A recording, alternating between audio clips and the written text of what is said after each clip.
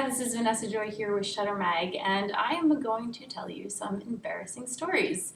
I wrote an article about photography ethics and rules that you didn't know existed in this month's issue of Shutter Mag because, quite frankly, if you don't have a mentor telling you some of these rules, you just don't know they exist. So one of my embarrassing rule-breaking stories is not understanding how copyright laws worked. So I worked for another photographer before I opened my own business, and I highly recommend you do that. It's a great experience. You're going to work with somebody else and, quite frankly, get to experiment with their money and their business rather than learning on your own.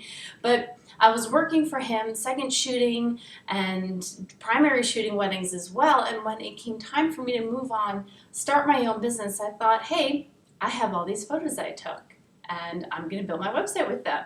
After all, I took these photos.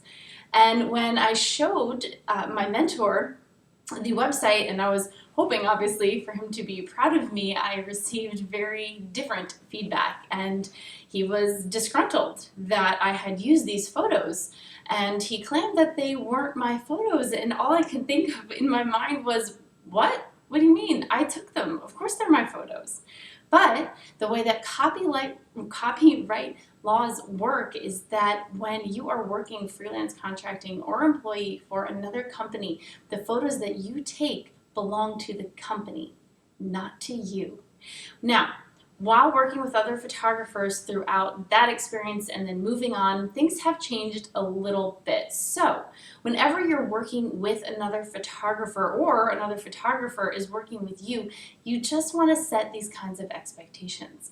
There are a lot of schools of thought when it comes to this copyright thought now and whether the second photographers can use the images or not. So kind of no right and wrong at this point, but you do want to set those expectations. So, for example, I know photographers that will allow their second shooters to keep their images and to use them, but then they won't pay them because they're getting paid in portfolio building.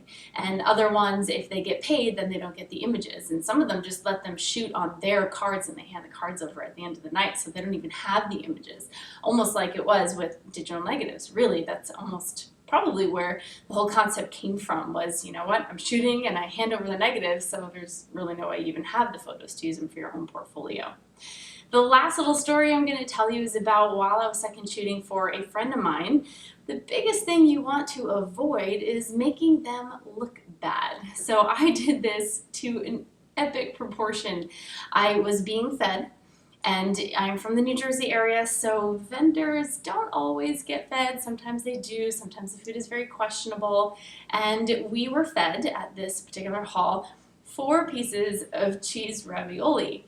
And my thought was, okay, where's the rest of the food? I've been working for 8 hours, I am tired, I am hangry at this point, and here somebody serves me 4 itty bitty little squares of pasta and cheese. So I actually didn't do this on purpose, but I complained about it to who I thought was just a wedding coordinator, but it was actually the wedding coordinator for the hall. She became extremely insulted that I would horribly offend the chef's knowledge of portion control.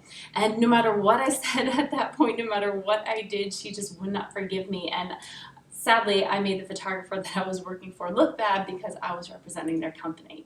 So, if I can teach you anything, please know that word vomit is very hard to clean up.